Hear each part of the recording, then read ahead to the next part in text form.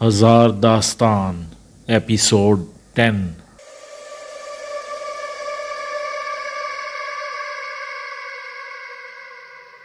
شام ہونے کو تھی۔ کمال رائے بیڈ پر لیٹا غزلوں کا کیسٹ سن رہا تھا۔ اس کی آنکھیں بند تھیں۔ اچانک اسے احساس ہوا کہ اس کے سرہانے کوئی کھڑا ہے۔ کمال رائے نے آنکھیں کھولی تو اپنے سامنے مائرہ کو کھڑے پایا۔ وہ مائرہ کو دیکھ کر فوراً اٹھ کر بیٹھ گیا۔ مائرہ کا کمرے میں آنا کوئی حیران کن مسئلہ نہ تھا۔ وہ روشن گوٹھ آتی رہتی تھی اور جب بھی وہ حویلی آتی کمال رائے سے ملے بغیر نہ جاتی۔ کمال رائے کو اس سے کوئی بیر نہ تھا۔ وہ آتی تو اس سے اچھی طرح بات کر لیا کرتا تھا۔ او ہو، غزلیں سنی جا رہی ہیں؟ مائرہ نے مسکرا کر کہا۔ اس گلوکار کی میرے پاس بھی 2 کیسٹیں ہیں۔ اچھا؟ کمال رائے نے تعریفی نظروں سے مائرہ کو دیکھا اور ریموٹ کنٹرول کے ذریعے ڈیک کی آواز کم کر دی۔ یہ آپ ہر وقت کمرے میں کیوں گھسے رہتے ہیں؟ مائرہ نے اس کی آنکھوں میں دیکھتے ہوئے کہا۔ مجھے تنہائی پسند ہے، کمال رائے نے صاف گوئی سے کہا۔ تنہائی پسندی آہستہ آہستہ انسانوں سے دور لے جاتی ہے، وہ بولی۔ میں انسانوں سے دور ہی رہنا چاہتا ہوں، وہ مسکرایا۔ آدم بیزاری کی وجہ؟ مائرہ نے پوچھا۔ پتہ نہیں۔ کمال رائے مزید بحث میں الجھنا نہیں چاہتا تھا، لہٰذا اس نے مختصر جواب دیا۔ آئیے باہر چلیں، مائرہ نے کہا۔ باہر کہاں؟ اس نے پوچھا۔ حویلی سے باہر، اپنی جیپ نکالیے اور مجھے میرے گوٹھ تک چھوڑ آئیے، مائرہ ہنس کر بولی۔ اچھا یہ مسئلہ ہے، ٹھیک ہے میں چلتا ہوں۔ کمال رائے خلاف توقع فوراً ہی راضی ہو گیا۔ پھر وہ دونوں حویلی سے 5-6 کلومیٹر ہی آئے تھے کہ کمال رائے نے سامنے سے ایک اونٹ آتے ہوئے دیکھا۔ اس نے اپنی جیپ کی رفتار خاصی دھیمی کر دی۔ پھر جب وہ اونٹ اس کے نزدیک سے گزرنے لگا تو کمال رائے اونٹ پر بیٹھی عورت کو دیکھ کر چونک گیا۔ وہ ماروی تھی۔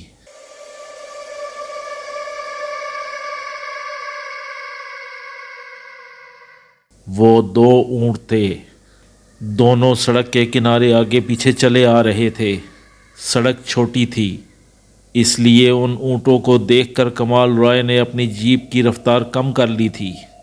جب پہلا اونٹ اس کی گاڑی کے سامنے سے گزرا تو اس نے قیامت ڈھا دی۔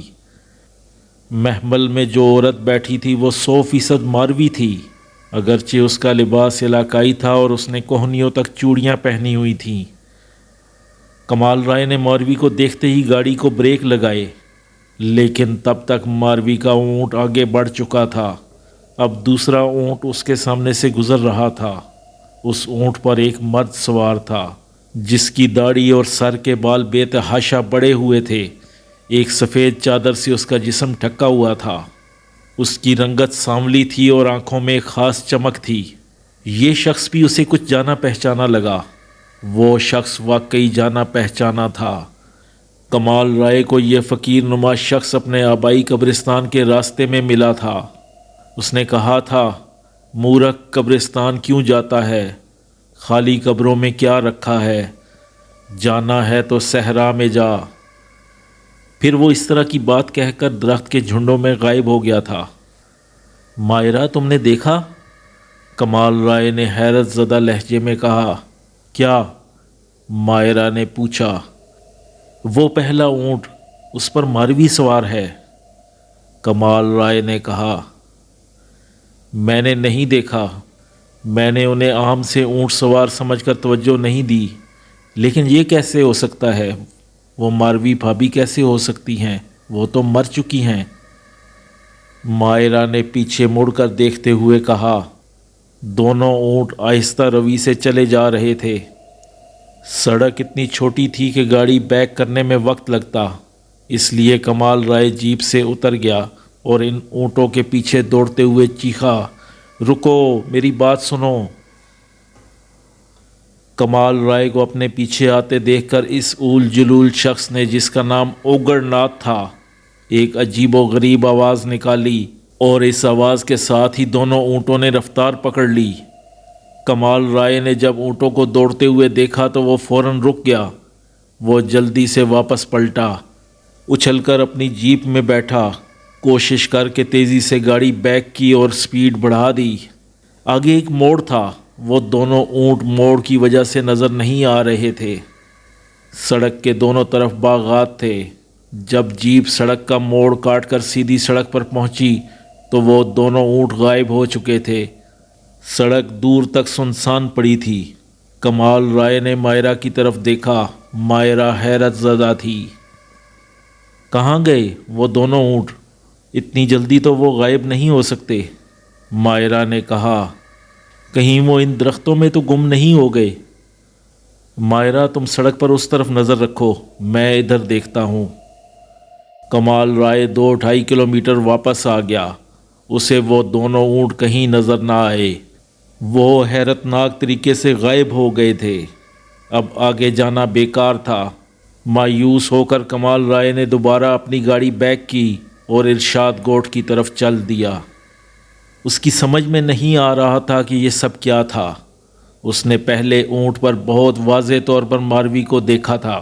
وہ علاقائی لباس میں ضرور تھی لیکن اس کا چہرہ 100% ماروی کا تھا۔ وہ شخص بھی اسے یاد تھا جو پچھلے اونٹ پر بیٹھا تھا۔ وہ اسے قبرستان جاتے ہوئے ملا تھا۔ کیا یہ سب اس کا وہم تھا؟ اس نے جو کچھ دیکھا تھا وہ فریب نظر تھا؟ آخر یہ سب کچھ کیا تھا؟ پھر وہ دونوں اونٹ اتنی تیزی سے کہاں غائب ہو گئے؟ وہ انہی خیالات میں الجھا رہا، خاموش بیٹھا سوچتا رہا، یہاں تک کہ ارشاد گوٹھ آ گیا۔ ماروی کی صورت کمال رائے کو تڑپا گئی تھی۔ بڑی مشکل سے تو اسے قرار آیا تھا، لیکن وہ چند لمحوں میں اس کا قرار چھین کر لے گئی تھی۔ وہ بے چین ہو گیا تھا۔ ماروی کی موت پر قرار اس لیے بھی دیر سے آیا تھا کہ ماروی کی تجہیز و تکفین نہ ہو سکی تھی۔ روشن رائے نے اس کی لاش رولی کے ذریعے جانے کہاں پھینکوا دی تھی۔ سانپ کے حملے کے بعد روشن رائے نے ماروی اور اس کی بچی کی ساری کہانی سنا دی تھی۔ پھر اس نے رولی سے ماروی کی لاش بازیاب کرنے کے لیے بھی کہا تھا۔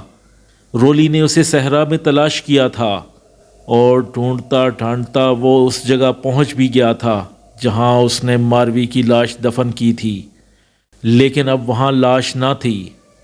ویسے بھی اتنے دن گزر گئے تھے، لاش کا وہاں ہونا ممکن نہ تھا۔ کیا پتہ ماروی کی لاش چیل کوے ہی کھا گئے ہوں۔ یہ بات روشن رائے بھی اچھی طرح جانتا تھا کہ ماروی کی لاش بازیاب نہیں ہو سکے گی۔ بس ایسے ہی نفیسہ بیگم کی تسلی کے لیے اس نے رولی کو لاش کی تلاش میں بھیج دیا تھا۔ رولی کو لاش کیسے ملتی؟ لاش تو فوراً ہی ہورا اٹھا کر لے گیا تھا۔ ہورا نے ماروی کی لاش دریا کے کنارے پر ایک مخصوص جگہ پر رکھ دی تھی اور خود وہاں سے چلا آیا تھا۔ اسے اس بات سے سروکار نہ تھا کہ اس لاش کو یہاں رکھنے کو کیوں کہا گیا ہے۔ اسے جو حکم دیا گیا تھا اس نے اس کی بجا آوری احسن طریقے سے کر دی تھی۔ اب اس کا کام ختم ہو گیا تھا۔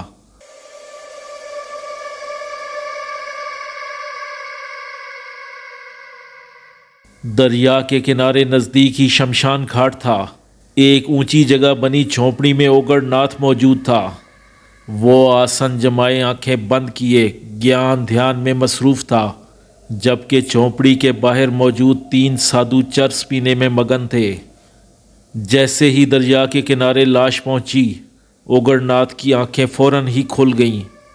اس نے خوشی سے نعرہ لگایا، آ گئی آ گئی، لاش آ گئی، شو پوجا کا سامان ہو گیا، جے کالی۔ اس کی آواز سن کر تینوں چرس پیتے سادھو اندر گھس آئے۔ کیا ہوا مہاراج؟ ارے جاؤ جلدی کرو، ٹھکانے پر پہنچو، شو پوجا کا سامان آ گیا، آج رات شو پوجا ہوگی۔ اوگڑ ناتھ نے ان تینوں سادھوؤں کو دیکھ کر کہا۔ چرس کا نشہ تو ان پر پہلے ہی سوار تھا۔ ایک عورت کی لاش کی نوید نے ان کے نشے کو 2 اچھا بنا دیا۔ وہ فوراً ہی جائے واردات کی طرف روانہ ہو گئے۔ دریا کے کنارے ایک مخصوص جگہ پر وہ لاش موجود تھی۔ ایک جوان اور خوبصورت عورت کی لاش دیکھ کر اوگڑ ناتھ کے تینوں چیلوں کے ہونٹوں پر مسکراہٹ آ گئی۔ وہ تینوں خوشی سے جھوم اٹھے۔ ایک چیلے نے جو ان تینوں میں قداور اور منحوس صورت تھا، ماروی کی لاش کو اپنے ہاتھوں پر اٹھا لیا اور وہ تیز تیز قدموں سے چلتے جھونپڑی میں آ گئے۔ اوگڑ ناتھ کے اس چیلے نے ماروی کی لاش اس کے قدموں میں رکھ دی۔ اوگڑ ناتھ نے آنکھیں کھول کر لاش کا جائزہ لیا۔ وہ ایک خوبصورت اور نوجوان عورت کی لاش دیکھ کر کھل اٹھا۔ اس نے زور سے ایک نعرہ مستانہ مارا، جے کالی تیرا وار کبھی نہ جائے خالی، اودل والی۔ اوگڑ ناتھ کے تینوں چیلے لاش کی پوجا کی تیاریوں میں لگ گئے۔ آج کی رات ایک خاص رات تھی، اماوس کی رات، اندھیری رات۔ یہ رات شو پوجا کے لیے بہت مناسب تھی۔ اتفاق کی بات کہ اس رات انہیں ایک شو بھی دستیاب ہو گیا تھا۔ رات 12 بجے شو پوجا شروع ہوئی، لاش کی پوجا۔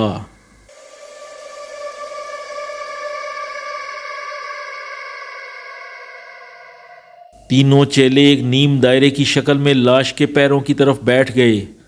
اوگڑ ناتھ سرہانے کی طرف تھا، اس کے سامنے ہی آگ روشن تھی۔ وہ اس آگ میں شمشان گھاٹ سے جمع کی گئی آج جلی لکڑی کے ٹکڑے کچھ پڑھ کر آگ میں جھونک رہا تھا۔ وہ تینوں چیلے باری باری لاش پر پانی کے چھینٹے مارتے جاتے تھے اور ساتھ ہی بیک زبان کچھ نہ سمجھ آنے والے الفاظ بولتے جاتے تھے، شن شلا کی بھوبلا بھو۔ کوئی 2 بجے کے قریب لاش میں حرکت ہونا شروع ہوئی۔ پہلے پاؤں کا انگوٹھا ہلا، اس کے بعد ہاتھ اٹھا کر پھر لاش نے اپنی بند آنکھیں اچانک کھول دیں۔ آنکھیں کھلی دیکھ کر اوگڑ ناتھ نے اپنا عمل تیز کر دیا۔ وہ جلدی جلدی لکڑی کے ٹکڑے اپنے سامنے جلتی آگ میں جھونکنے لگا۔ وہ تیزی سے کچھ نافہم الفاظ بھی بولتا جا رہا تھا، شن شلا کی بھوبلا بھو۔ 1 گھنٹے تک یہ عمل اسی طرح جاری رہا۔ ٹھیک 3 بجے ماروی کی لاش اٹھ کر بیٹھ گئی۔ ان چاروں شیطانوں کے چیلوں نے خوفزدہ ہونے کی بجائے نعرہ مستانہ لگایا، جے کالی تیرا وار کبھی نہ جائے خالی، اودل والی جلدی سے کر اس لاش کو خالی۔ ان شیطانوں کے چیلوں کے خیال کے مطابق ماروی کی لاش میں کالی کی روح حلول کر گئی تھی اور وہ ان کے عمل کے مطابق اس لاش کی صفائی کر رہی تھی۔ صفائی سے ان کی کیا مراد تھی، یہ وہی سمجھتے تھے۔ کوئی آدھے گھنٹے بعد وہ لاش بار بار اٹھ کر بیٹھتی رہی۔ پھر ایک وقت آیا کہ وہ آرام سے لیٹ گئی۔ اس کے منہ سے دھواں سا نکلا، گویا لاش کی صفائی کی کارروائی مکمل ہو گئی تھی۔ کالی اس لاش کو چھوڑ کر جا چکی تھی۔ یہی وقت تھا کہ اس لاش میں اپنی مرضی کی روح داخل کر دی جائے اور یہ کام 4 بجے سے پہلے ہو جانا چاہیے تھا۔ 12 بجے سے 4 بجے تک شو پوجا کا ٹائم ہوتا تھا۔ اس سے پہلے یا اس کے بعد یہ عمل بے اثر ہو جاتا تھا۔ اوگڑ ناتھ ماروی کی لاش کو دیکھتے ہی طے کر چکا تھا کہ شو پوجا کے بعد اس میں کس کی روح داخل کرے گا۔ وہ تھی شانتی۔ شانتی اس کے من کی رانی تھی۔ حال ہی میں اس کا انتقال ہوا تھا۔ وہ شمشان گھاٹ کی اسی جھونپڑی میں اوگڑ ناتھ کے ساتھ رہتی تھی۔ ایک رات اسے تیز بخار ہوا، دوسرے دن وہ چل بسی تھی۔ اوگڑ ناتھ تنہا رہ گیا تھا۔ اب وہ ایک لاش کی تلاش میں تھا۔ یہ اس کی خوش قسمتی تھی کہ لاش ایک جوان اور خوبصورت عورت کی تھی۔ جیسے ہی اسے لاش دستیاب ہوئی اس نے شو پوجا شروع کر دی۔ بالآخر وہ لمحہ آ گیا جب اس خالی جسم میں کسی کی روح کو داخل کیا جانا تھا۔ اوگڑ ناتھ نے بلا تاخیر روح کے حلول کرنے کا عمل شروع کیا۔ جب یہ عمل شروع ہوا تو دور کہیں سے چیخو پکار کی آوازیں آنے لگیں، جیسے بدروحیں چیخ رہی ہوں۔ پھر یہ آوازیں قریب آنے لگیں۔ یوں محسوس ہونے لگا جیسے چونپڑی کے آس پاس سینکڑوں بدروحوں نے چیخو پکار مچا رکھی ہو۔ اوگڑ ناتھ نے اب اپنے ہاتھ میں چاقو اٹھا لیا تھا۔ پیٹرومیکس کی روشنی میں چاقو کی تیز دھار چمک رہی تھی۔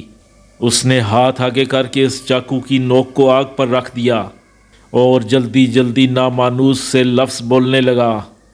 اس کے بعد اس نے چاقو کو آگ سے ہٹایا، سیدھا کیا۔ روحوں کی چیخو پکار کی آواز بدستور آ رہی تھی۔ پھر اس نے جھونپڑی کے دروازے کی طرف دیکھتے ہوئے چاقو کو ریوالور کی طرح تانا اور بڑے پراسرار انداز میں بولا، چل آ جا۔ اس کے چل آ جا کہتے ہی زرد رنگ کا ایک ہیولا سا اندر داخل ہوا۔ وہ دھواں دھواں سا تھا، لیکن اس دھوئیں کی ایک شکل تھی۔ غور سے دیکھنے پر وہ ہیولا انسانی شکل کا محسوس ہوتا تھا۔ اوگڑ ناتھ نے اس ہیولے کے اندر آتے ہی چاقو کی نوک سے ماروی کے انگوٹھے کی طرف اشارہ کر کے کہا، چل گھس جا، بول جے کالی اودل والی، تیرا وار کبھی نہ جائے خالی۔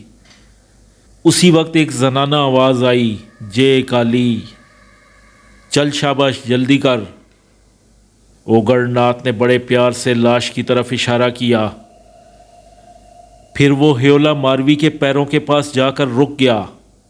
اوگڑ ناتھ چاقو سے برابر اس دھوئیں کو لاش میں داخل ہونے کا اشارہ کر رہا تھا، ساتھ میں بولتا بھی جاتا تھا، چل جلدی کر۔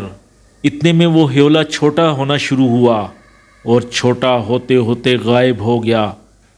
یوں محسوس ہوا جیسے وہ دھواں انگوٹھے کے ذریعے ماروی کی لاش میں داخل ہو گیا ہو۔ ہیولے کے اندر داخل ہوتے ہی اوگڑ ناتھ نے وہ چاقو زور سے زمین میں گاڑ دیا اور بولا، ہاں شانتی، تو نے بسیرا کر لیا؟ ہاں کر لیا۔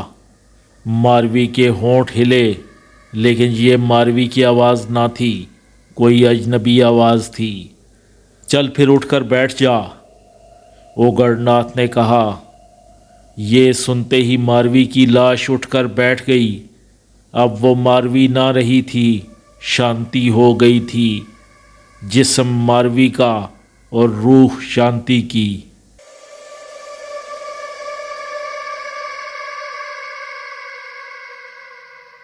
دیکھ شانتی، میں نے تجھے واپس بلا لیا ہے، اوگڑ ناتھ نے بڑے فخر سے کہا۔ وہ بہت خوش تھا۔ ہاں اوگڑ، میں پریشان تھی، پٹک رہی تھی، تیری جدائی مجھ سے برداشت نہیں ہو رہی تھی، شانتی نے کھڑے ہوتے ہوئے کہا۔ مہاراج، اب ہمیں آ گیا ہے۔ ان تینوں چیلوں میں سے ایک نے جھونپڑی سے جانے کی اجازت چاہی۔ ہاں تم لوگ جاؤ، موج ملا کرو، میں کچھ دیر میں تمہاری جھونپڑی میں آتا ہوں، اوگڑ ناتھ نے کہا۔ اچھا مہاراج، یہ کہہ کر اوگڑ ناتھ کے تینوں چیلے اس کی جھونپڑی سے نکل گئے۔ اس طرح ماروی جی اٹھی۔ کمال رائے نے اگر ماروی کو دیکھا تھا تو غلط نہ دیکھا تھا، وہ اس کی نظر کا دھوکہ نہ تھا، وہ واقعی ماروی تھی۔ ماروی کو دیکھ کر کمال رائے تڑپ اٹھا تھا۔ وہ ارشاد گوٹھ میں زیادہ نہیں رکا تھا، مائرہ کو چھوڑ کر فوراً ہی واپس چلا آیا تھا۔ مائرہ نے بھی اسے روکنے کی کوشش نہ کی تھی، وہ سمجھ گئی تھی کہ اس وقت اسے روکنا فضول ہے۔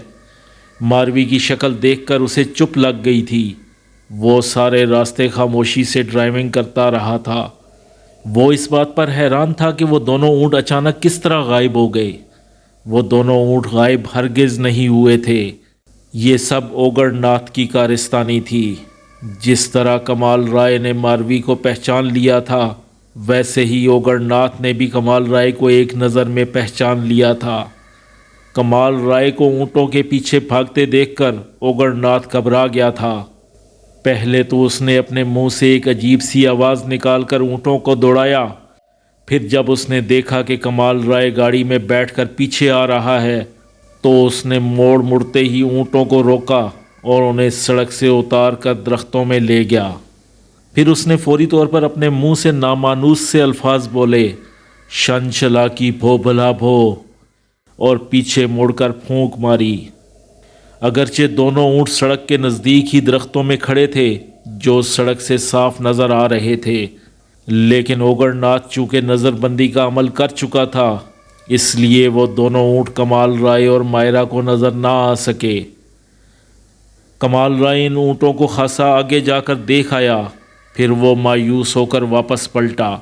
اوگڑ ناتھ نے جب دیکھا کہ کمال رائے واپس چلا گیا ہے تو اس نے شانتی یعنی ماروی سے کہا، اوری شانتی، گھونگھٹ نکال لے ری، کیوں تیری شکل دیکھ کر تیرا پتی رک گیا تھا، میں اگر عمل نہ کروں تو وہ تجھے ابھی لے اڑا تھا، اوگھڑ تو خواہ مخواہ ہی ڈر گیا تھا، ارے ارے اسے ذرا میرے پاس تو آنے دیتا، میں جب بتاتی کہ میں شانتی ہوں تو وہ خود ہی واپس چلا جاتا۔ شانتی نے مسکراتے ہوئے کہا، ہاں ایسا ہو سکتا تھا، لیکن میں نے خطرہ مول لینا مناسب نہ سمجھا، چل اب اپنے اونٹ کو ہانک کر سڑک پر لے آ، اب وہ بہت دور جا چکا ہے۔ پھر وہ دونوں اونٹ درختوں سے نکل کر سڑک پر آ گئے اور آہستہ روی سے اپنا سفر طے کرنے لگے۔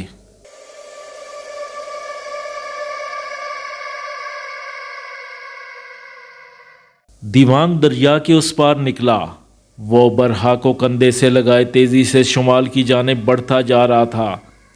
کوئی آدھا میل چلنے کے بعد ایک بستی کے آثار نظر آنے لگے۔ کچھ دیر کے بعد وہ اپنے گھر کے دروازے پر پہنچ گیا۔ یہ اس بستی کا سب سے بڑا اور پرانا گھر تھا۔ دیوانگ نے زور سے دروازہ کھٹکھٹایا۔ کچھ دیر کے بعد اندر سے لاٹھی کی ٹھک ٹھک سنائی دی۔ دروازہ کھولنے والی 90 برس سے کیا کم ہوگی۔ سفید ساڑی جس کی کناری انابی تھی، تھوڑی سی کمر چکی ہوئی، سفید بال، پویں تک سفید، ہاتھ میں لاٹھی، سانولی رنگت، چہرے پر بے شمار چوڑیاں۔ وہ 90 برس کی ضرور تھی، لیکن دیکھنے میں جاندار بڑھیا تھی۔ دروازہ کھول کر وہ ایک طرف ہٹی۔ اس نے دیوانگ کے کندھے پر کسی بچی کو دیکھا تو بڑی حیران ہوئی۔ دیوانگ، یہ کیا اٹھا لایا تو؟ ماتا، یہ برہا ہے، پرمان کی امانت، بہت قیمتی چیز، ہمیں اسے اپنے پاس رکھنا ہے۔ دیوانگ نے گھر میں داخل ہوتے ہوئے کہا، پرمان کی امانت ہے تو پھر آپ ہی قیمتی چیز ہوئی۔ اس بڑھیا نے دروازے کو کنڈی لگاتے ہوئے کہا، ماتا تم کیا کر رہی تھیں؟ دیوانگ صحن پار کر کے کمرے میں داخل ہوتے ہوئے بولا، بچوں کو دودھ دینے جا رہی تھی۔ دیوانگ کی ماں بولی، اروشی کیا گھر میں نہیں ہے؟ دیوانگ بولا، اندر ہے، وہ کہاں جائے گی؟ ماں نے بتایا، میں یہاں ہوں۔ ایک ادھیڑ عمر کی عورت فوراً ہی دروازے پر آ گئی، اروشی لے سنبھال اسے، دیکھ اس کو اپنی جان سے بھی زیادہ عزیز رکھنا ہے۔ دیوانگ نے ہدایت کی، تو فکر مت کر دیوانگ، میں اسے اپنے دل کا ٹکڑا سمجھ کر رکھوں گی۔ دیوانگ نے خوش ہوتے ہوئے برہا کو اس کی گود میں دے دیا۔ جب اروشی نے برہا کے چہرے پر نظر ڈالی تو وہ مبہوت سی رہ گئی۔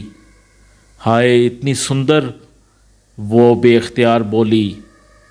سندر کیوں نہ ہو، یہ پرمان کا انتخاب ہے۔ دیوانگ نے تعریفی نظروں سے برہا کو دیکھا۔ اروشی نے برہا کا منہ چوما اور بولی، ایسی پیاری بچی میں نے آج تک نہیں دیکھی۔ پھر وہ اسے اندر کمرے میں لے گئی اور اسے ہوش میں لانے کے جتن کرنے لگی۔ دیوانگ کمرے سے نکل آیا۔ اس نے باہر نکل کر دیکھا کہ پیپل کے درخت کے نیچے 10-12 مٹی کے پیالے رکھے تھے۔ ایک چھوٹی بالٹی سے دیوانگ کی ماں ان پیالوں میں دودھ ڈال رہی تھی۔ دیوانگ دروازے کی دہلیز پر بیٹھ گیا اور اپنی ماں کو ایک ایک کر کے پیالوں میں دودھ ڈالتے ہوئے دیکھنے لگا۔ جب سارے پیالوں میں دودھ بھر گیا تو دیوانگ کی ماں پاربتی نے دودھ کی خالی بالٹی رسوئی میں جا کر رکھی۔ پھر وہ واپس درخت کے نیچے آئی اور اس نے اپنی لاٹھی 3 بار زور زور سے زمین پر ماری اور بڑے پیار سے بولی، آؤ بچوں، آؤ بچوں، کہنا تھا کہ مختلف جگہوں سے چھوٹے بڑے سانپ نکل کر لہراتے ہوئے دودھ کے پیالوں کی طرف بڑھے اور پیالوں میں منہ ڈال کر دودھ پینے لگے۔ پاربتی ان سانپوں کو بڑی محبت سے دیکھنے لگی۔